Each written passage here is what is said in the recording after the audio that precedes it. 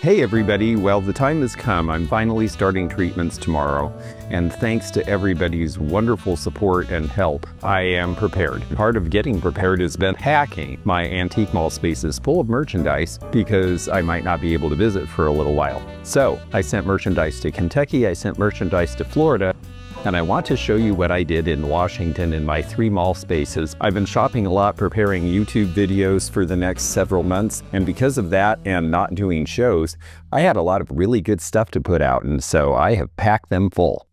One thing about having a mall space is that you do layer things, so I'm going to go row by row and talk about things that have come in recently or things that I just think are noteworthy. The blue lighter there is Viking. That's a recent addition. I still have the Chalet blue piece. The orange Viking on the left is more recent to me. And then another Chalet piece I just got is this triangular piece there. I thought that was a neat shape you don't see so often. I love their blue color, all made in Canada. Now, when we think of enamel, we often think of enamel on copper in dishes and ashtrays, but this is an actual painting, and we're seeing artist signed pieces starting to be collectible out of the 70s and 80s. This one is priced at $100. Okay, in the back case here, well, we're going to start with this really funky birdcage I got at that 1920s estate sale in Seattle. I just think that is the neatest looking thing. The fish is Jamieson's out of California, and it's a flower frog, a rather obscure company, but I think that's one of the best pieces they made. I have a whole bunch of Vargas girls, and there's one in the background, along with some little perfumes and boudoir items, Joseph figurines. The Supers bowls in the stack are a thing from the 70s I remember as a kid. Down on the bottom here, more of an Asian feel. The gong, I think, is really neat. I think that's priced at about $40. The bell is actually a decanter that was very popular in the 50s. And then down on the floor here, I really like that key. It is actually a Sirocco later plastic piece. The dog bone dish there is Raymore. The Quan Yin are very pretty in the blanc-de-chine, which is the white porcelain there. This middle shelf here, I just love Rose Lane sparklers. Those eyes are so great. And behind is a really neat 1910s autograph book in celluloid with the woman on it. The brass boxes on the right are cricket cages. And then on the next shelf here, I still have that really cool Art Deco lamp, and I really like the Tiffin 3-piece set there in the orange. And then these birds are Formia. These are good Italian glass, priced at about $200 each. That is a good high-end maker. And then up here, I still have the Jere boat, and I have something next to it, which is also Jere, which I just recently got this hung on a wall in a house in Seattle for the past 50 plus years. It is the Jere sandpipers, and it is unusual to see the big one with all of these. You generally just see a small section of those. That's an expensive piece, priced at about $7.95. Since I didn't get to do the Fenton show, I have the Dave Fetty pulled vase there on the left. That's a $200 piece. I also have a neat Blanco piece with the ribbing around the top there from about 1980. The paperweight you see is Eickholt. That would have gone to Ohio and probably sold to Jocelyn from Crazy Lamp Lady, but I didn't get there, so we have it here now. In the back corner, another Eickholt paperweight over on the side there. And I just think these wall pockets are very sweet, and they're fun up a wall. It's something different other than just a flat picture. You get 3 dimensions with those. The whole Corky pig is cute with the cork in his nose. There's another piece of enamelware. I'm really into enamelware lately. And those bowls there, those are Israeli, the brass with the black. I think that's a really unusual set that I got at an estate in Seattle. The piece in the middle there, that is Glow Hill with the cherry bakelite handle and the 3 little glass relish pieces. And next to it is a Pilgrim Glass Seattle Skyline vase. Those were made in very limited numbers about 30 years ago and only sold in the Northwest, so they're very scarce. Down at the bottom, I still have one Dayglow picture out of all the ones I bought. The rest have all sold.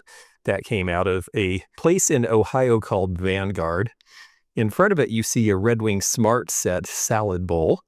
And below that, that piece on the floor is actually a fabric painting sample.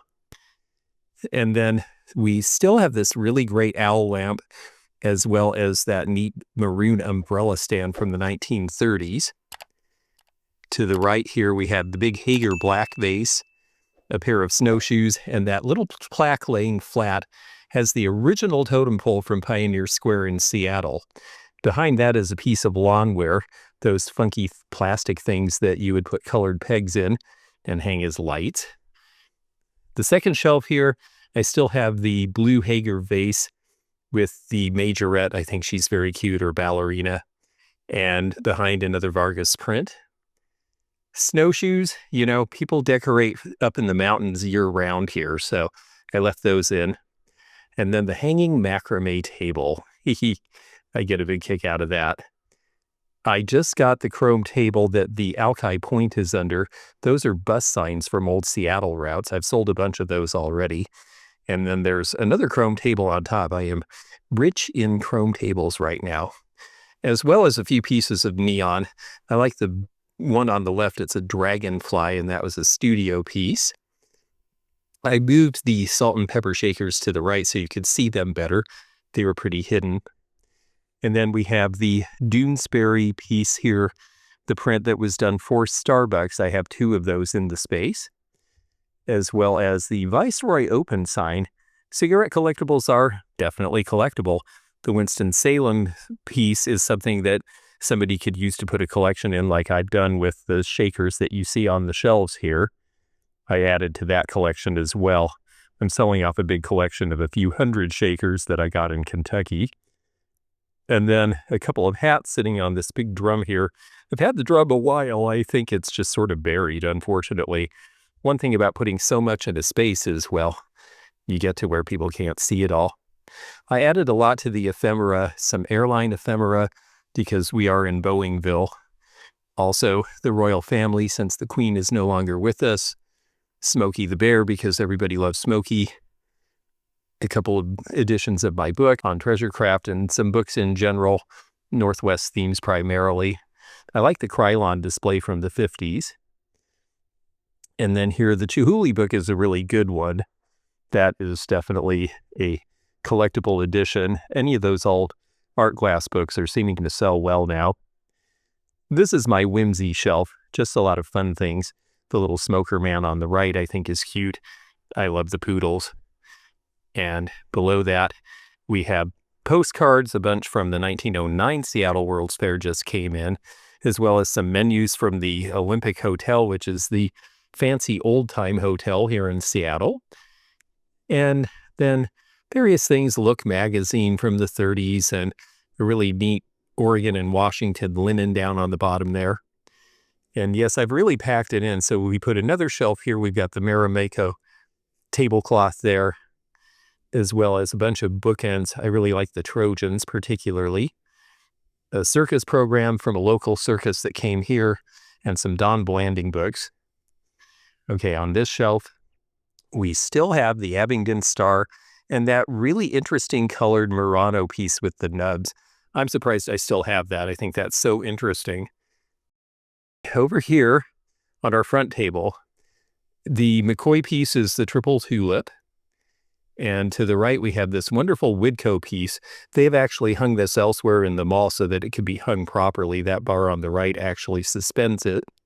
Above, we have the Y2K Kentucky Derby Coach Leather Horse Blanket. That's worth about $1,000. I might need to send that to Kentucky to sell it, but we'll see. There are horse lovers in Washington, too.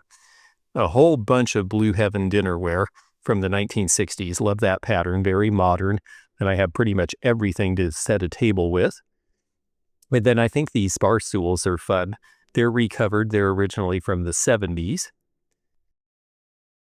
I still have a couple of those very famous 1960s civil rights posters, along with a cool hourglass, a Heather Goldmink blue sky piece that holds a candle. The next shelf here we have El Palomar dinnerware from Ken Edwards in Mexico, along with the camera. The shell in the left there is actually by Poole out of England, and that set of silver with the bail there, that is a recently acquired set of old-fashioned glasses. You could use them with that tiger and have a big party. And on the bottom we have Russell Wright dinnerware. The tantalus is a neat English piece if you want a more stylish way to store your liquor. And then I have a bunch of 1970s, 80s toys here. The Barbie Action Gym, the Airwolf Helicopter, the Jordache Jeans, one of Strawberry Shortcake's friends. This is the era of collectors we're seeing getting into the market, and a lot of younger people come to this mall. More Rosaline sparklers, a little different kind with the bigger eyes. And also below that, we have a really fun little box of 1960s bowling ephemera.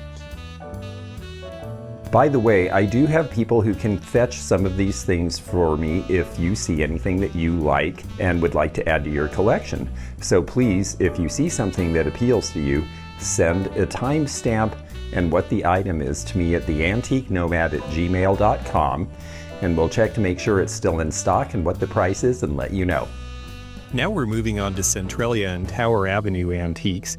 We have a lot of nice lamps here. The Fenton piece is Violets in the Snow, of course.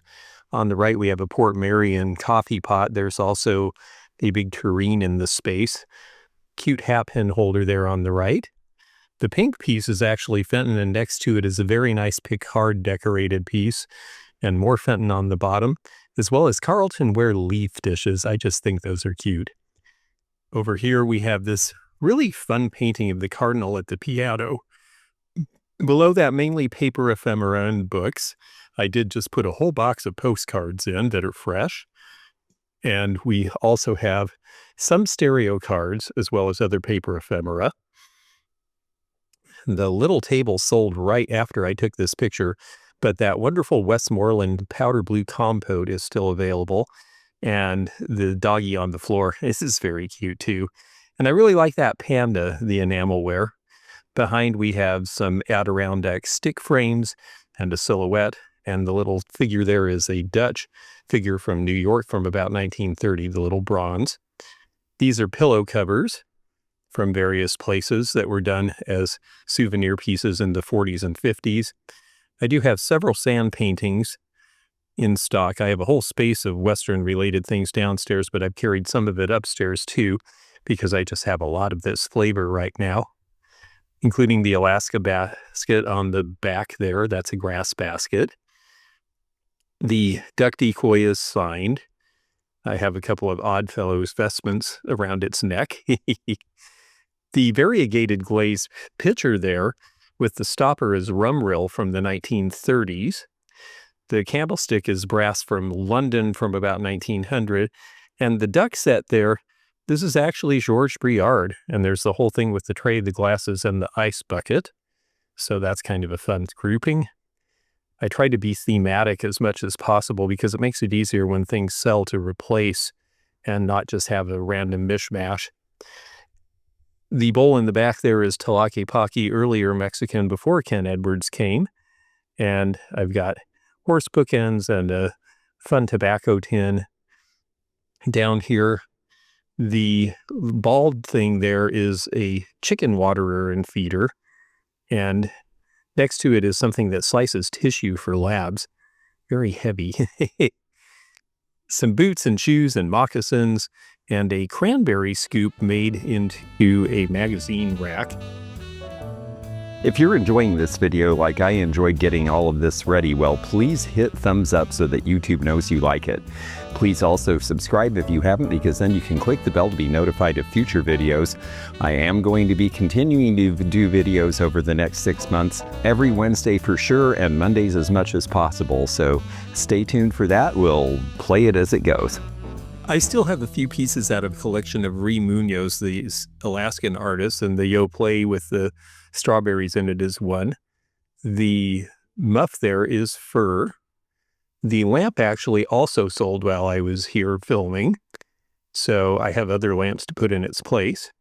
The piece in front of it is a nice Waterford piece from around the millennium, and then I have a bunch of royalty-related things, a very old card deck there that I am afraid to open because it's still in the original paper. Down here we have some more mallard-related things. Those are Bennington pottery. And then on the bottom here, a really neat opalescent plate with painting. I don't know who did that one. Novelty salt and peppers, again, I've just restocked these. And if there's one thing you'll notice, I have little themes, but I am all over the board as far as what I carry. The linens are very cute. They're Kewpies from the 1910s. I've got a little bit of Spokane World's Fair left from their 50th anniversary last year. And then we get down into this cabinet, and it's really hard to show these things well. There's some neat stuff in here that is being overlooked. The centerpiece there is Dresden. There's a hollow Haza piece with the fishnet. On the left there is an Italian bowl with the handle and a Cebus crescent with the baby in it.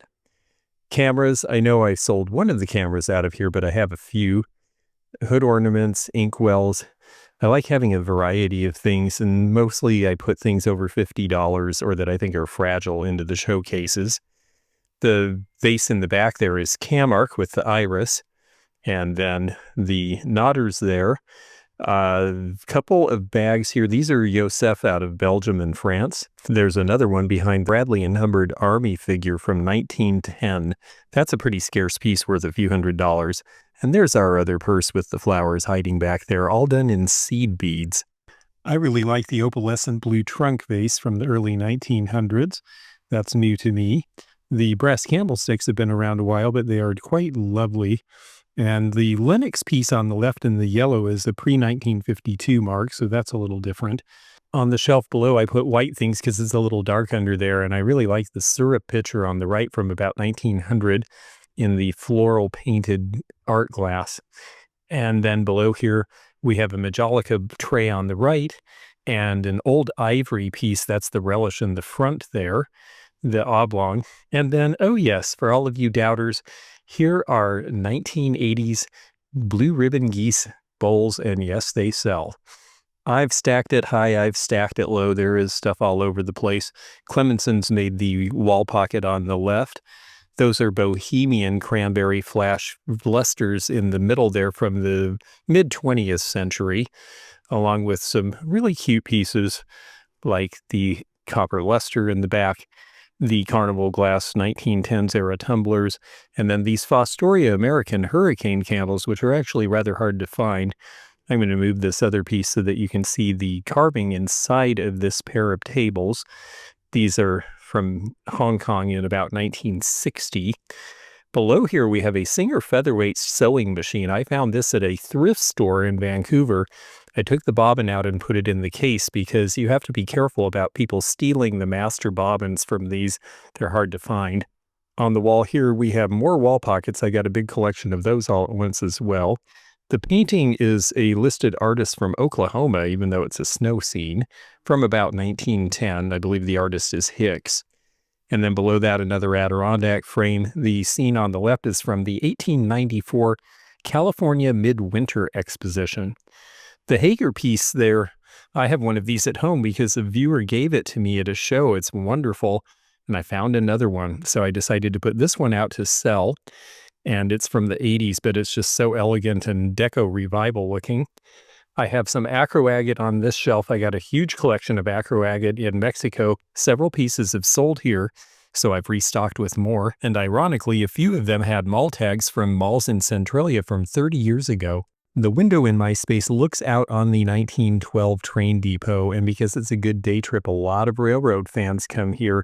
So I always put anything, HO, Lionel, train brochures, anything like that here. I have a nice Seattle World's Fair plate in the back there from Frederick and Nelson, a bunch of minerals. I think that'll be fun for a kid or somebody just starting to collect minerals. The Burgzerkuhl sign from Holland is leaning up against a 1953 Ford manual. We get a lot of car shows in Centralia in the summer. And I'm really trying to pack things in because I don't know how soon I'll be able to restock. And we're getting into peak season here. So I put a bunch of card decks and games, the fire pole, and a thermometer from hell. Yes, that's right. As well as some more car manuals and sheets at the bottom. I still have the Elks flag. When I first got it, I was selling in the old Elks Lodge, and that mall moved down the street, so it's not in the Elks Lodge anymore. But I like how it shows out of this parchment and pine piece by Hull. That piece in the front there, I think, is really interesting. It's a paperweight, but it's sealed and it has shells in it and it's art glass. It has a signature I don't recognize. Very interesting to me. A couple of pieces of Torquay pottery here on this shelf, as well as a couple of really cute salt and pepper shakers from the 50s. And here it does get a little more random. I've got scouting stuff. I have a Seattle Supersonics program from about 1970 when they played the Portland Blazers. Somebody coming through here is likely to want that. Some old car models and a little bit of Christmas stuff. And then there's this house art piece sitting on top of Wilma Flintstone. So let's move that where she's visible. I seem to do well with kitchen and primitives here, and so I have a little toy cast iron stove sitting on top of a 1920s or 30s confection box from Chicago, made out of tin. And that is on top of an old sterilizer cabinet from the 1940s. I thought that might be something fun for somebody to have a little extra space on the counter in a bathroom. The set of nesting tables has a crock underneath here that I got at an estate sale recently. The nesting tables themselves have nice leather tops, and I've been using them to showcase things where hopefully you can still see the tables a little bit underneath. In particular, the Alphabet Bears by Tiffany. I got 2 of those, sold one on eBay and brought one here. And then 1910 souvenir card decks from railroads and national parks. Okay, this is another really nice Waterford piece. I have several pieces of Waterford and that very interesting Carnival glass grape humidor, which is Fenton, as well as a Staffordshire Whippet. A bunch of cups and saucers and some little Belique pieces here. My Belique is black mark. That is the pre-1946 and is the most desirable. Here's some more of the acro agate. I love that cobalt blue. If it looks similar to marbles you saw, well, that's because they made a lot of the marbles you saw. And we have just a lot of fun miscellaneous stuff below. I've done pretty well with pop culture stuff, so I brought the framed Jerry Lewis poster in.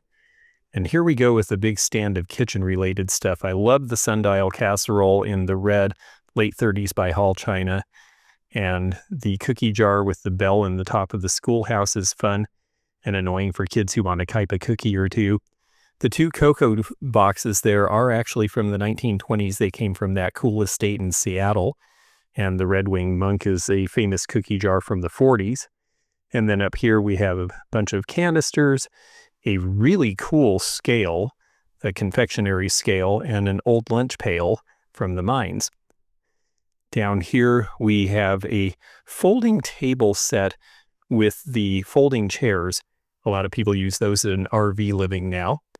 And on top of it, well, it's pretty covered, but we have everything from Mary Hadley dinnerware to a Bennington pottery mid-century modern set and a samovar to the left.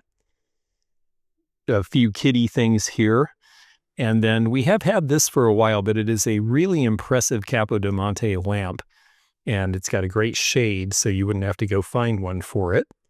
Next to it is that wonderful stained glass piece, which is actually Victorian era. It's just had a newer wood frame put around it. I had 2 of those and one of them sold right away. Below here, some more Reen Munoz prints, leaning up against a headboard from the 30s that was turned into a chalkboard. That could be a fun thing to hang in a public place or your public living space where you have to leave messages for one another. $39. Now we get to some of the fancy things inside the case. A couple of very nice Fenton pieces that sell for $100+.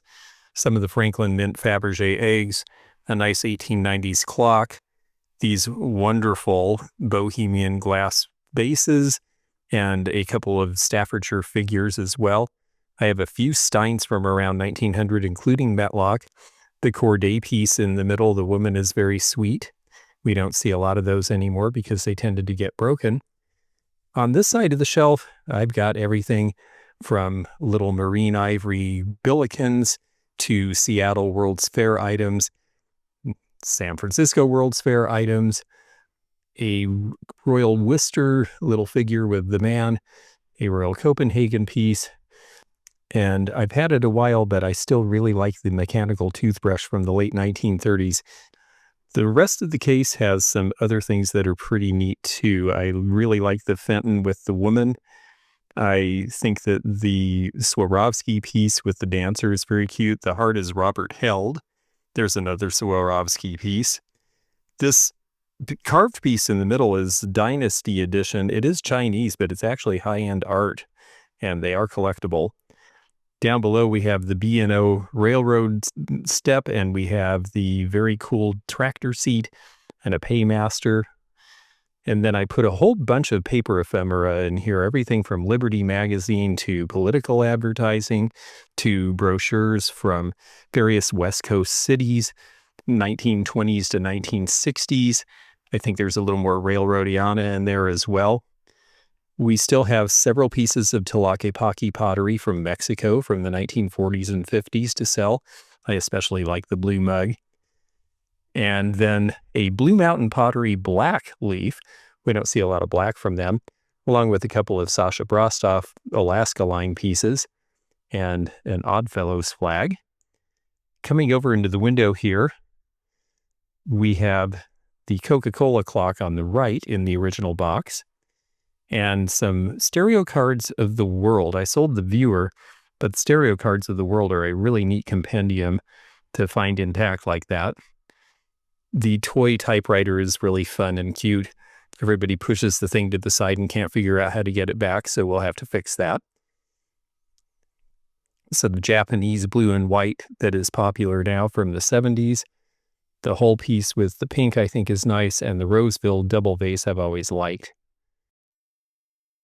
Now we're headed downstairs. This is our showcase downstairs, and it is primarily a combination of Western kitsch as well as real Western basketry and some stone tools. It's just a fun combination of things. Most of the baskets are Alaskan. The birch one was made by a 102-year-old woman. I like the original painting and the paint by numbers in the back. The cactus there is Saguaro by Treasure Craft, and the classic 50s clock with the horse. I never can leave those alone. If they work, I always buy them if the price is right, and they always sell. And we have the Wrangler cowboy and a Royal Copley horse head, as well as some painted Native American pieces. I only buy those if I find that they are actually signed artists. The milepost marker from the Alaska Highway, some nice moccasins, and then in the case, well, we've got all sorts of stuff. We have these interesting painted sea pods that represent various tribes. We have some Northern California baskets from the Pomo tribe here that you see with the banding. Below we have some Native American native dolls and a skookum or two. We also put in the brass piece from the 70s, the tree, just because it seemed like it fit the vibe. I like the beaded piece, the sash there. I'm surprised I still have that, actually. A lot of this came out of a big collection from the Washington coast. There is Buffalo Bill, and I believe that's a spode plate. Surprising that they made that, but it's a neat piece. Some Victorian tie-dye. Down on the bottom, I do have some railroad china in here because some of the prices on that are high enough I wanted it to be in a case. Some stone implements from Columbia River tribes.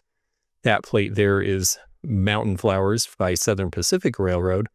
And then some really cool statues. The one on the left is a Remington recent reproduction. The one on the right is a very well-known Montana artist, hand-painted. That is priced over $3,000. His stuff really sells for big money. And I've had luck selling those kinds of things in this location. The wagon wheel there is Treasure Craft from the 50s. There's a Francoma Black Mayan Aztec decanter in the back. A real hitching post from about 1900. Centralia had hitching posts on the street as late as 1980. I wish they'd left them. A piece of black Barro Negro Mexican pottery, a Chromatica harmonica, those are hard to find, and a spur. And we finally got to Snohomish Star Center. My poor mall space there has been very neglected and I feel badly. My condition just didn't allow me to get up there, but I finally did. Everything there is 40% off the marked price, and we did fill it with a lot of fresh stock. Okay, we've got that big English Art Deco planter in the brown and rust color up there, and a cool Shawnee shell and a funky witch.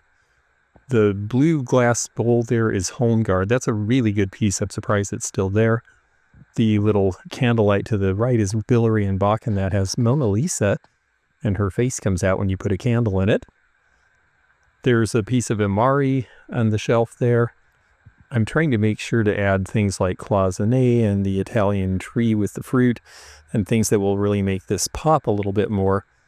And that way it'll draw attention because it's a mix of things that have been here a while and things that are fresh, including the Noritake pieces there with the basket and the little pitcher and the tray.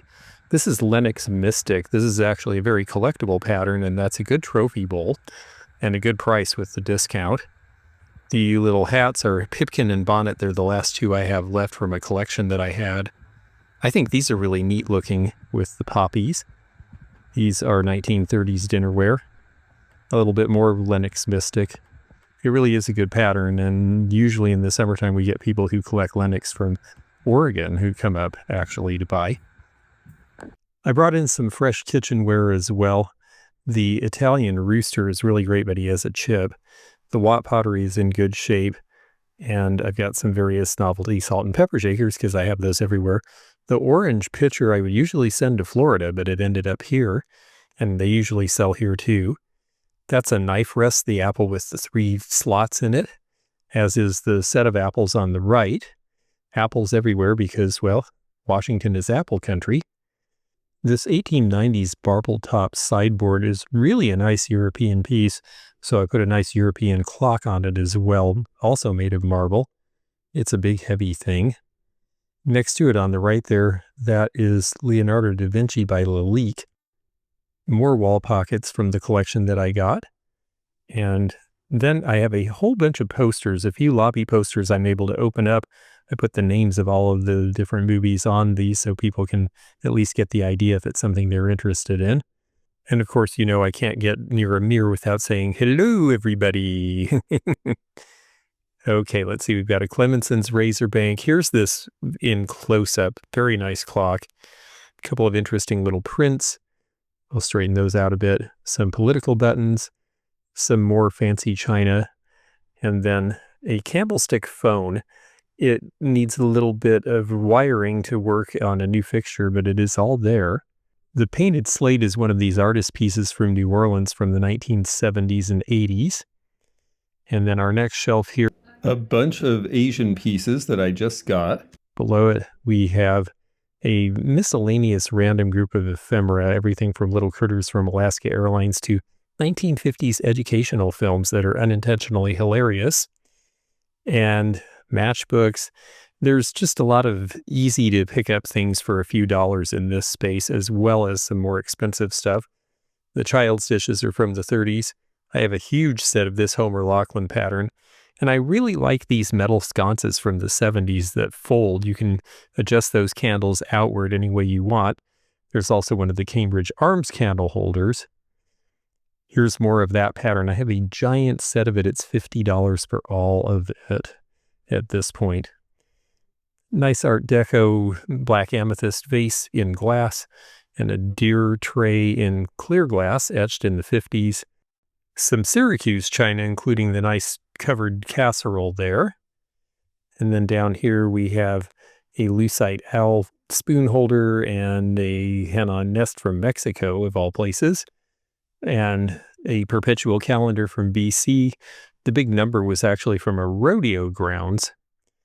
And then we hung this parlor lamp. I have been meaning to get this out to sell for a long time. I think it's priced under $50.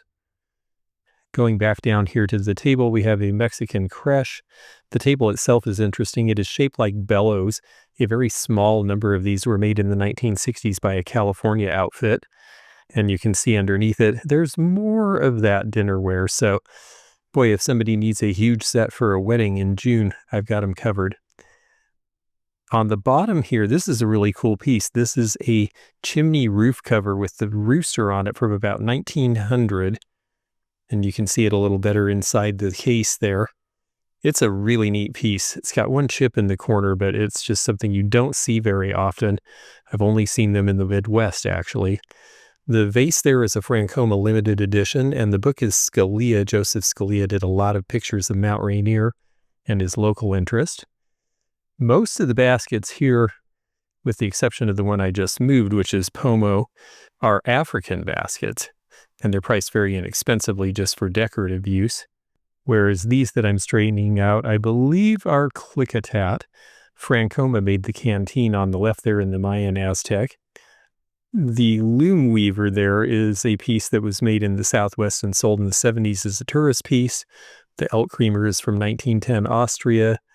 And we have a couple of carvings there, including a totem pole and a few textiles and some moccasins. Even though I'm having a sale in this space, I put things in that have not seen the light of day elsewhere, like this silhouette from the 70s there. On this shelf, we have a few Christmas items, a few toys, and the Starburst pattern by Syracuse. Franciscan fruit plates, that's a hard pattern to find from the late 70s. I really like the pyrography poinsettia tankard on the right. And then, well, I've got Santa rugs because, you know, I just don't know that I'm going to do a lot of Christmas stuff this year. I'll just be coming out of treatments by then. So I figured I'll put it out now. It sells all year round. The plate in the back is a very good Royal Copenhagen pattern. And then we have Henry Broderick, who helped build the Space Needle.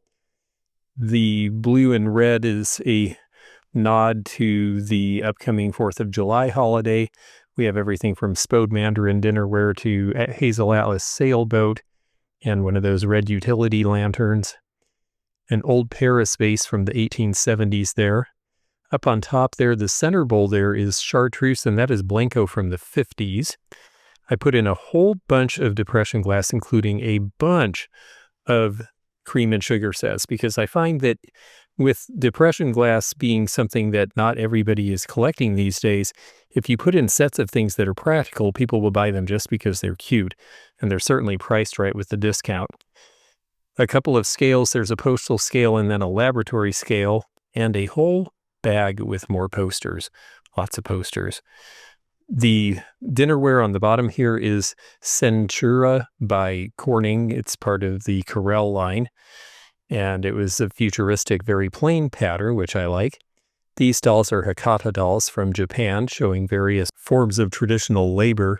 The Boeing 747 plant is not far from here, and it is one of the biggest attractions for Japanese tourists. Westmoreland Glass made that shell-covered candy with the very pretty honey amber color, and I've put in a bunch of Bing & Grundle seagull cup and saucers. One of our tea shops in town might pick those up. They're inexpensive. Louis Glass made the Cobalt 1930s pitcher there. And then we have another green Blanco piece, that square vase. That's one you don't see often from the early 50s. The red bowl there is Fenton from the 1920s. And then we've opened up this showcase that we've hung some fashion on. Above it, we have this really great 1950s tray. I'm surprised that's still here. It's a big, beautiful 50s era Murano piece. There is a Baccarat tennis player, the clear, and we have a Nancy Ann storybook doll. The plate is Capo di Monte. The pictures of the 60s pixie cuts are actually from a beauty supply house in Chicago from the era. The silhouette tile is a Canadian-made piece, and the purple slag glass below it is a Victorian English slag glass. And then we have some cool fabric from the 50s and 60s, priced very reasonably. A couple of foot lockers we just brought in, and this, which I just love, from the 70s. It is a famous quote from Mark Twain, and it kind of says it all, especially right now because I have to be on a restricted diet. The big doll there is a Hollywood doll, similar to Dolls of the World. I'm pretty low on the soldiers, but I'm going to leave what's left here and hopefully they'll sell. And there's a Mount St. Helens ash piece leaning up on the right. I'm looking for Mount St. Helens ash pieces if any of you find any. And above our political decanters, we have a very nice banjo thermometer. So I think we filled it at the beginning of our summer season. Well, I've sure enjoyed showing you some of the stuff I found and talking about why I look for these kinds of things and why I think they're interesting. I hope you do too. I hope you enjoyed this video, and we will have more videos coming soon. If you enjoyed this video, check out this one. Also, click thumbs up to like this video and check the description for information about our Patreon, our memberships. We've got a lot of different levels with different perks and bonus videos and early content. Also, please do check out our website, theantiquenomad.com, for appraisal help. And we'll see you again for more adventures in the antique and vintage community soon. Bye for now.